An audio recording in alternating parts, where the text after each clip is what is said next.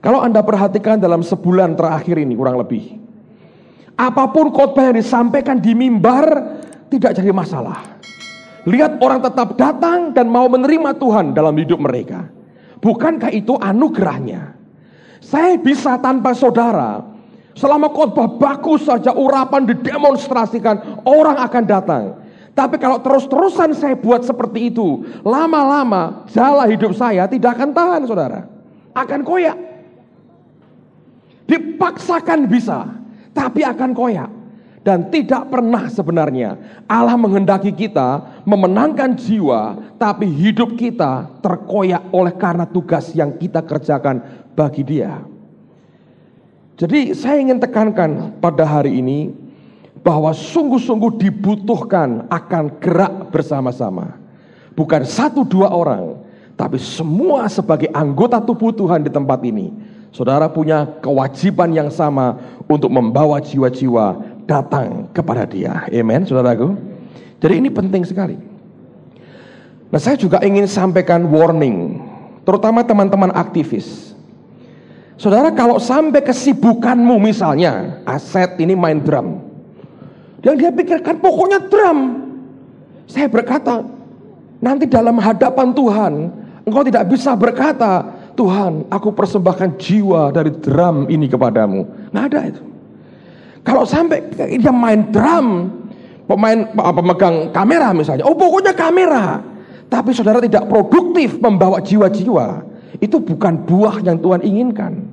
Semua ini hanya merupakan sarana. Goalnya tetap membawa jiwa datang kepada Tuhan. Kita semua mesti bergerak membawa jiwa lewat MK kita masing-masing. Jangan sampai kehilangan kontak sebenarnya dengan dunia di mana ladang itu ada. Kalau kita mengisolir diri, kita menjadi eksklusif. Kelompok yang kemudian tidak punya hubungan dengan dunia luar, dan tangan kita tidak bisa dialirkan, diulurkan untuk menarik mereka masuk, tidak ada gunanya.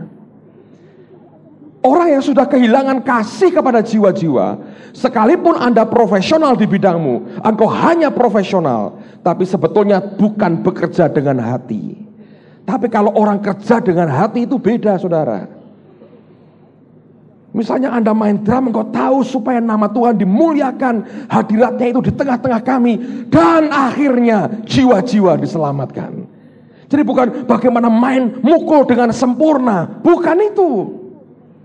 Saudara sedang dilatih kor misalnya, kalau hanya bagaimana suaraku bisa melengking begitu aja, saya berkata bukan itu tujuannya.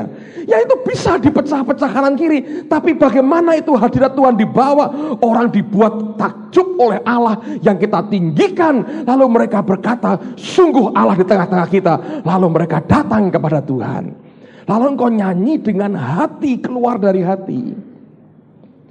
Yang di kantor misalnya Anda ngetik banyak hal. Kalau cuma ngetik, saudara, itu membuat hanya jari-jari kita itu ngapal. Ya, tapi apa tujuannya saya kerjakan semuanya ini? Supaya membuat semuanya menjadi lebih baik. Lalu dengan begitu gampang jiwa-jiwa akan ditangkap. Lalu kau kerjakan semua dengan hati.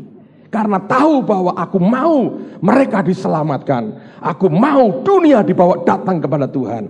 Nah, kalau kita sampai kehilangan tujuan ini, kita nggak lebih dari cuman ke kelompok sosial club, social club. Dan itu yang menyedihkan sekali. Jadi jangan sampai Anda kehilangan kontak dengan mereka yang belum diselamatkan dan kehilangan hati untuk membawa mereka datang kepada Tuhan. Musik diciptakan bukan untuk musik. Itu hanya sarana sebetulnya. Tujuannya nama Yesus dimuliakan. Dan Alkitab berkata kalau dia ditinggikan, apa yang terjadi? Dia akan menarik semua orang datang kepadanya. Itu dong, saudara. Semua yang kita kerjakan supaya dia ditinggikan. Setelah itu apa? Dia menarik semua orang datang kepadanya. Itu tujuannya. Nah, kalau sampai kita kehilangan tujuan itu, nggak ada gunanya. Amen. Jadi kita mesti gerak bersama-sama. Jangan mengandalkan satu orang. Dia perintahkan nets, jangan berikan hanya net. Dan ini akan membuat terkoyak kehidupan kita. Nah sekarang teruskan, Kisah Rasul pasal yang kelima. Saya beri beberapa contoh pada malam hari ini. Kisah Rasul pasal yang kelima. Lihat pada ayat Kisah Rasul pasal yang kelima, ayat yang ke-14 mulai. Dan makin lama makin bertambahlah jumlah orang yang percaya kepada Tuhan, baik laki-laki maupun perempuan. Jadi mulai ayat 14 bicara tentang orang yang percaya kepada Tuhan. Ayat yang ke-15. Bahkan siapa saudara? Mereka ini siapa? Ayat 14, yaitu orang yang percaya kepada Tuhan. Alkitab berkata, bahkan mereka membawa orang-orang sakit keluar ke jalan raya dan membaringkannya di atas balai-balai dan tilam, supaya apabila Petrus lewat, setidak-tidaknya bayangannya mengenai salah seorang dari mereka. Dan juga orang banyak dari kota-kota di sekitar Yerusalem datang berduyun-duyun dan serta membawa orang-orang yang sakit dan orang-orang yang diganggu roh jahat, dan mereka semua disembuhkan. Begitu mereka percaya, mereka bawa orang lain. Ini kan nets, kerjasama. Urapan Tuhan begitu kuat pada si Petrus, tapi tidak mungkin toh dia cari orang sakit sendiri. Orang-orang yang sudah percaya itu yang membawa orang sakit dan tahu kapan Petrus lewatnya di mana, ditunggu di tengah jalan. Dan Alkitab berkata paling tidak bayang-bayangnya kena kepada mereka dan mereka semua disembuhkan. Tapi siapa yang bawa orang sakit? Ya mereka itu siapa? Yang sudah percaya kepada Tuhan. Kalau Anda orang percaya, saudara punya kewajiban hari ini, bawa orang-orang. Pak, saya nggak bisa nginjil. Diajak ke gereja nggak perlu nginjil. Anda tinggal ceritakan hidupmu, ayo dicoba katanya. Dan lihat bagaimana Tuhan akan menjamah hidup mereka. Anda lihat dari minggu ke minggu orang-orang diselamatkan. Amen saudara. Ini waktunya. Jangan sampai kehilangan kontak dengan hati kita kepada jiwa-jiwa itu. Ingat, kita tidak dipanggil jadi kelompok gereja profesional. Bukan. Tujuannya kita mau jadi lebih baik dalam segala hal. Cara memimpin MK yang baik. Untuk apa? Bukan supaya dikagumi anggota MK-mu, bukan. Bukan seperti bupati cilik atau camat cilik di situ, bukan saudara. Kita dipanggil untuk melayani supaya nama Tuhan dimuliakan, ditinggikan. Ketika dia ditinggikan, lalu dia menarik semua orang datang kepadanya. Itu tujuannya. Semua yang kita kerjakan harus memuliakan nama Tuhan. Kenapa kita buat beasiswa? Kenapa kita buat diakonia? Kenapa kita buat toko rakyat? Saya dengar wali kota memberikan report bagus tentang kita kepada gubernur. Jangan kaget kalau Pak Marso nanti mendapat hadiah dari Presiden Habibie dengan apa yang dikerjakan. Ini dilaporkan ke gubernur. Betulnya Pak ya, saya nggak melebih-lebihkan loh. Wali kota itu laporkan ke gubernur semua kegiatan kita. Dari pihak gubernur minta bukti nota pembelian kita sejak Lebaran tahun lalu. Jadi kalau nanti masuk di RCTI Pak Marso mendapat hadiah dari B.J. Habibie, saudara. Untuk apa? Bukan untuk itu. Saya tahu seluruh berontongan akan pesta. Tapi apa yang terjadi? Yesus dimuliakan. Amen, saudara. Itu yang kita tunggu hari ini, saudara. Siapa tahu? Tidak ada yang tahu kan? Mungkin sekali, saudara. Itu bisa terjadi. Kenapa tidak? Biarkan toh. Jadi kesaksian bagi banyak orang bahwa Yesus mengasihi orang-orang yang menderita melalui gerejanya. Bukankah itu hal yang bagus? Tapi tujuannya bukan hanya itu, membuat Tuhan dimuliakan. Ketika dia dimuliakan, dia tarik orang. Nah sekarang bagian kita mesti kerjasama. Mereka yang percaya, yang membawa orang sakit supaya mereka disembuhkan. Dan itu bagian tugas saudara. Simple kok sebetulnya. Saya lihat, makanya kalau Anda dalam MK, anak-anak bersama-sama berdoa cari kehendak Tuhan, nanti akan ketemu titik jebolnya di mana.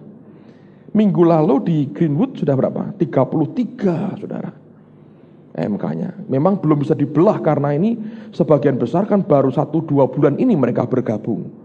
Secara kehidupan belum siap, tapi secara sharingnya sudah dibelah dan itu sudah kesulitan sekali. Sekarang saya ajak mereka sembahyang, minta tanah, minta gereja di situ, dan minta gembala sidang di situ, pendeta di situ. Dan saya yakin Tuhan akan beri. Dan itu dalam waktu singkat saya yakin ratusan akan dibawa ke Tuhan, saudara.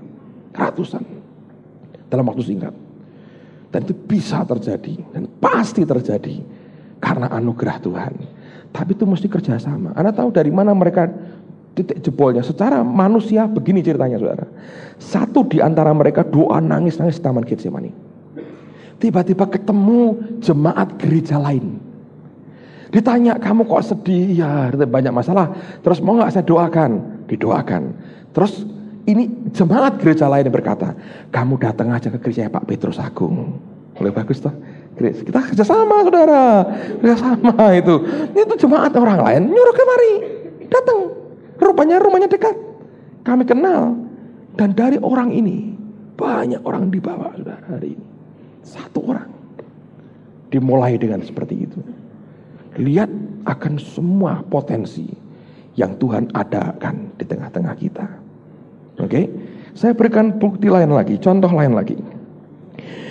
Coba buka dalam Lukas pasal yang kelima. Kembali kepada Injil Lukas pasal yang kelima, ayat yang ke-17 sampai dengan ayat yang ke-20. Pada suatu hari ketika Yesus mengajar, ada beberapa orang Farisi dan ahli Taurat duduk mendengarkannya. Mereka datang dari semua desa di Galilea dan Yudea dan dari Yerusalem. Kuasa Tuhan menyertai dia sehingga ia dapat menyembuhkan orang sakit. Lalu datanglah beberapa orang mengusung seorang lumpuh di atas tempat tidur. Mereka berusaha membawa dia masuk dan meletakkannya di hadapan Yesus. Karena mereka tidak dapat membawanya masuk berhubung dengan banyaknya orang di situ, naiklah mereka ke atap rumah, lalu membongkar atap itu dan menurunkan orang itu dengan tempat tidurnya ke tengah-tengah orang banyak tepat di depan Yesus. Ayat 20 kita baca sama-sama. 2, 3. Ketika Yesus melihat iman siapa? Mereka. Berkatalah ia, hai saudara, apa? Dosamu sudah diampuni. Yesus lihat orang, imannya orang yang lumpuh atau lihat imannya yang membawa? Yang bawa, saudara. Pak, yang saya bawa ini kelas berat. Ya enggak masalah toh, asal Anda bukan kelas berat. Ya toh? Ini pendosa berat, enggak masalah. Selama Anda ini orang benar. Ketika engkau bawa jiwa dan Tuhan melihat imanmu, saudara. Dia berkata, hai saudara, dosamu sudah diampuni. Luar biasa. Dia terima keselamatan karena iman dari yang bawa. Jadi kalau saudara bawa jiwa, Anda beriman, Tuhan akan selamatkan dia, dia selamat, saudara. Pasti Tuhan akan jamah jangkau dia dan diselamatkan karena imanmu. Dan itu yang sebenarnya Tuhan mau semua kita kerjakan.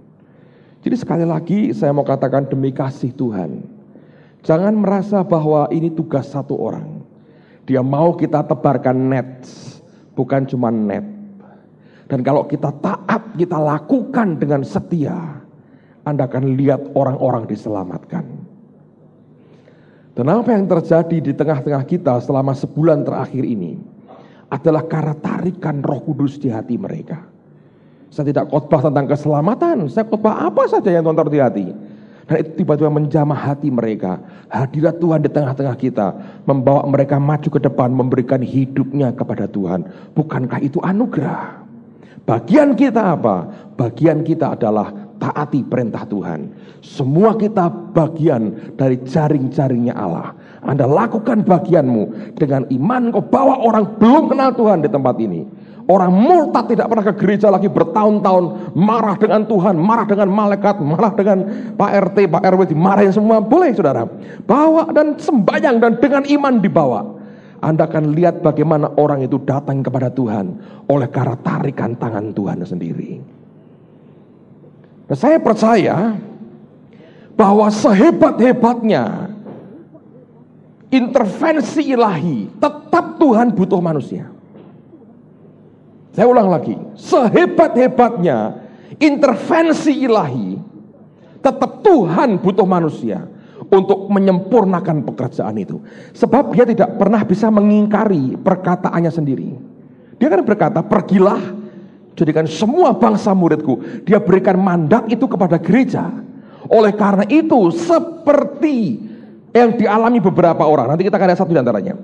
Mereka mengalami intervensi ilahi yang luar biasa. Tetap Tuhan butuh anak-anaknya. Coba buka Kisah Rasul pasal yang ke-9. Tentang bagaimana orang yang bernama Saul bertobat. Saulus yang kemudian menjadi Paulus bertobat. Kisah Rasul pasal 9. Kisah Rasul pasal 9. Lihat mulai ayat yang pertama. Sementara itu berkobar-kobar hati Saulus untuk mengancam dan membunuh murid-murid Tuhan. Ia menghadap imam besar dan meminta surat kuasa daripadanya untuk dibawa kepada majelis-majelis Yahudi di Damsyik, supaya jika ia menemukan laki-laki atau perempuan yang mengikuti jalan Tuhan, ia menangkap mereka dan membawa mereka ke Yerusalem. Dalam perjalanannya ke Damsyik, ketika ia sudah dekat kota itu, tiba-tiba cahaya memancar dari langit mengelilingi dia. Ia rebah ke tanah dan kedengaran olehnya suatu suara yang berkata kepadanya, Saulus, Saulus, mengapakah engkau menganiaya aku? Jawab Saulus, siapakah engkau Tuhan? Katanya, akulah Yesus yang kau aniaya itu. Tetapi bangunlah dan pergilah ke dalam kota. Di sana akan dikatakan kepadamu apa yang harus kau perbuat. Maka termangu-mangulah teman-temannya seperjalanan, karena mereka memang mendengar suara itu, tetapi tidak melihat seorang juga pun. Saulus bangun dan berdiri lalu membuka matanya, tetapi ia tidak dapat melihat apa-apa. Mereka harus menuntun dia masuk ke Damsyik. 3 hari lamanya ia tidak dapat melihat, dan 3 hari lamanya ia tidak makan dan minum. Di Damsyik ada seorang murid Tuhan bernama Ananias. Firman Tuhan kepadanya dalam suatu penglihatan, Ananias. Jawabnya, ini aku Tuhan. Firman Tuhan, mari, pergilah ke jalan yang bernama Jalan Lurus, dan carilah di rumah Yudas seorang dari Tarsus yang bernama Saulus. Ia sekarang berdoa, dan dalam suatu penglihatan ia melihat bahwa seorang yang bernama Ananias masuk ke dalam dan menumpangkan tangannya ke atasnya supaya ia dapat melihat lagi. Jawab Ananias, Tuhan, dari banyak orang telah kudengar tentang orang itu, betapa banyaknya kejahatan yang dilakukannya terhadap orang-orang kudusmu di Yerusalem. Dan ia datang kemari dengan kuasa penuh dari imam-imam kepala untuk menangkap semua orang yang memanggil namamu. Tetapi firman Tuhan kepadanya, pergilah,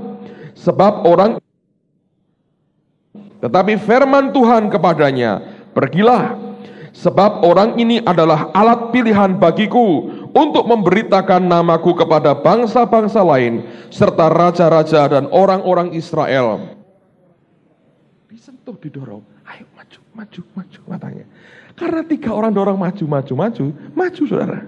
Dia maju, terus dia didoakan, dia ke belakang, ketemu istri saya, rupanya kenal, terus didatangi keluarganya. Minggu kemarin keluarganya datang lagi satu. Saya tantang siapa mau terima Tuhan, maju ke depan dan mau dibaptis saudara.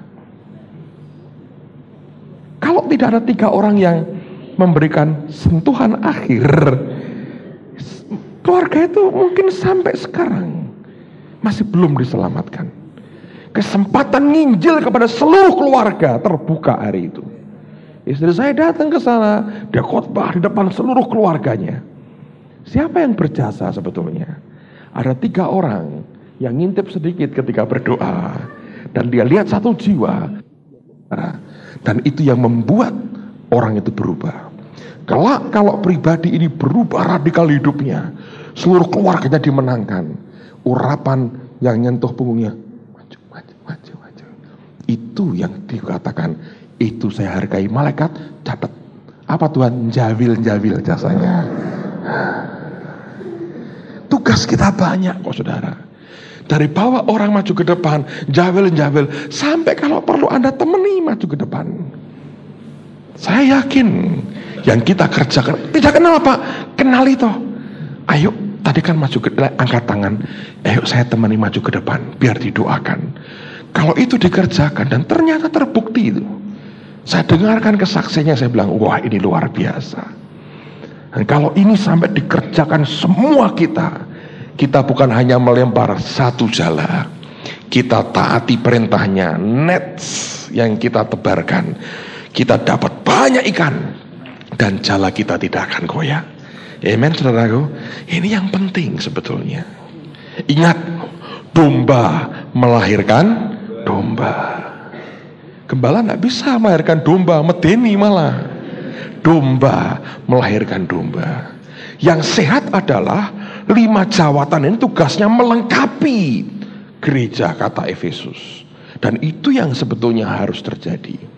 Kalau kita bergerak serentak bersama-sama, Anda akan lihat bagaimana Tuhan akan bekerja.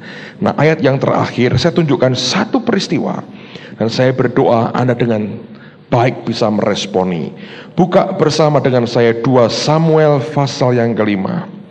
Saya pernah sampaikan ayat ini beberapa tahun yang lalu, dan saya didorong menyampaikan akan ayat yang sama, kisah yang sama dari 2 Samuel pasal yang ke-5. Lihat pada ayat yang ke-17 sampai dengan ayat yang ke-25. 2 Samuel pasal yang ke-5. 2 Samuel pasal yang ke-5. Ayat 17 mulai. Ketika didengar orang Filistin bahwa Daud telah diurapi menjadi raja atas Israel, maka majulah semua orang Filistin untuk menangkap Daud. Tetapi Daud mendengar hal itu, lalu ia pergi ke kubu pertahanan. Ketika orang Filistin itu datang dan memencar di lembah Refaim, bertanyalah Daud kepada Tuhan, apakah aku harus maju melawan orang Filistin itu? Akan kau serahkankah mereka ke dalam tanganku? Tuhan menjawab Daud, majulah, sebab aku pasti akan menyerahkan orang Filistin itu ke dalam tanganmu. Lalu datanglah Daud di Baal Perasim dan memukul mereka kalah di sana. Berkatalah ia, Tuhan telah menerobos musuhku di depanku seperti air menerobos. Sebab itu orang menamakan tempat itu Baal Perasim. Orang Filistin itu meninggalkan berhalanya di sana, lalu Daud dan orang-orangnya mengangkatnya. Ketika orang Filistin maju sekali lagi dan memencar di lembah Refaim, maka bertanyalah Daud kepada Tuhan, dan ia menjawab, janganlah maju, tapi buatlah gerakan lingkaran sampai ke belakang mereka, sehingga mereka dapat menyerang, engkau dapat menyerang mereka dari jurusan pohon-pohon kertau. Dan bila engkau mendengar bunyi derap langkah di puncak pohon-pohon kertau itu, maka haruslah engkau bertindak cepat, sebab pada waktu itu Tuhan telah keluar berperang di depanmu untuk memukul kalah tentara orang Filistin. Dan Daud berbuat demikian seperti yang diperintahkan Tuhan kepadanya.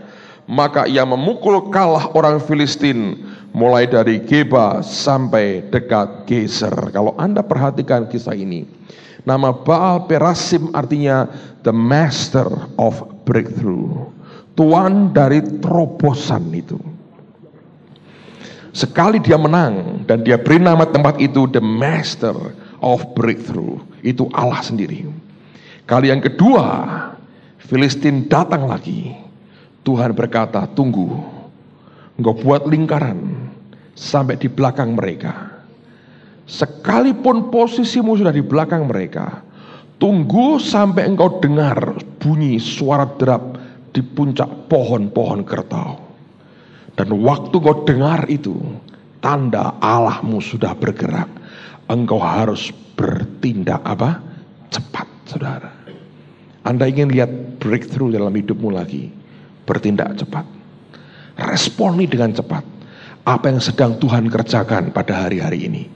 Kalau saudara dan saya bisa bergerak begitu cepat, meresponi apa yang sedang Tuhan kerjakan, akan terjadi terobosan-terobosan hebat di dalam kehidupan saudara. Saya berdoa supaya setiap MK sadari ini waktu Tuhan. Berhenti memikirkan kepentinganmu sendiri, mulai pikirkan jiwa-jiwa. Lydia saksi dengan saya bagus sekali beberapa minggu yang lalu. Pada waktu Konghi datang, saya sampaikan kepada jemaat juga, berhenti ngurus diri. Lihat kepentingan Tuhan, kerjakan yang Dia mau, Dia bereskan urusanmu. Dan pergumulan bertahun-tahun diselesaikan Tuhan dalam waktu sangat singkat. Ketika firman jadi rema dalam hidupnya, dan dia mulai urusi jiwa-jiwa.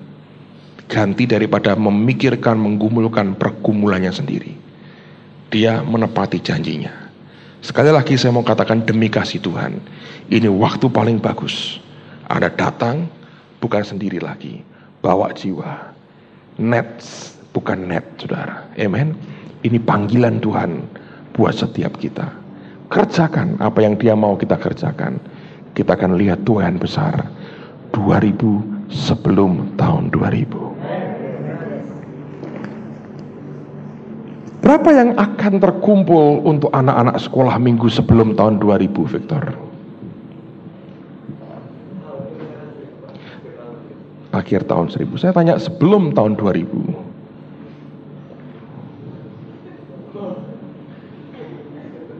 Tidak terhitung. Harus dihitung. Kata-kata kita bilangan kok. Numbers ada. Berapa yang kamu mau sebelum tahun 2000? Christmas tahun depan kamu mau ada berapa anak-anak?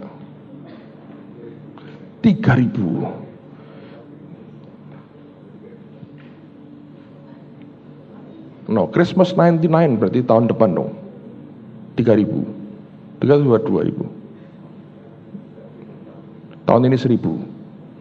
Tahun ini 1000. Kristen remaja mau berapa Kristen?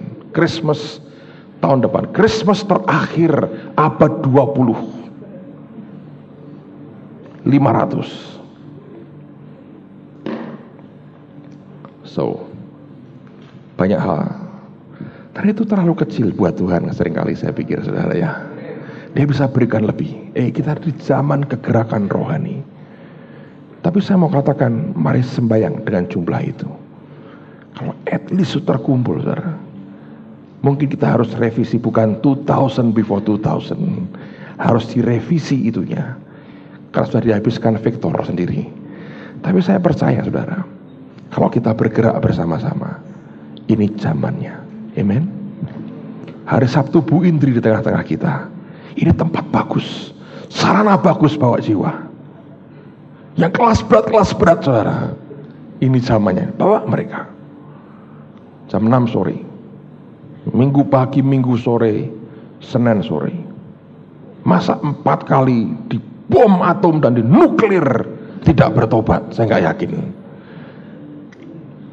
Tapi saya percaya ini waktunya, momentum bagus, bawa jiwa-jiwa. Nanti Christmas kita buat acara untuk penginjilan. Tanggal 20 itu hari Minggu, kebaktian kedua. Kita mau putar film tentang akhir zaman. Ini film baru. Film produksi tahun 97 mungkin, baru saudara. Saya sudah lihat filmnya, bagus sekali. Ini akan kita pakai untuk bawa jiwa-jiwa. Mereka diselamatkan. Tanggal 21 dan 22 kita buat kebaktian kesembuhan ilahi. Raymond Mui akan khotbah di tengah-tengah kita. Saya pernah dampingi dia di Myanmar, di Burma awal tahun ini. Dan saya lihat itu nyata sekali kesembuhannya. Kita sembahyang minta kesembuhan terjadi, mujizat terjadi. Dan kemudian jiwa-jiwa diselamatkan. Anak-anak tanggal 24, anak-anak sekolah minggu akan menangkan jiwa mencapai 1000. Tanggal 25 kita celebration, kita pesta. Dan setelah itu libur seminggu, 26 remaja. Saya pengen libur terus saudara. 26 remaja, kita off seminggu. Januari kita mulai lagi. Saya yakin ada sesuatu yang baik. Baru Tikung tanggal berapa ya? 12 jadi? 12 di Baru Tikung, lapangan terbuka. Kita mau KKR di Baru Tikung untuk Yesus. Luar biasa. Kalau meruntungan bisa jadi luar biasa. Baru Tikung bisa. Dulu meruntungan itu, waduh saudara. Tapi sekarang luar biasa.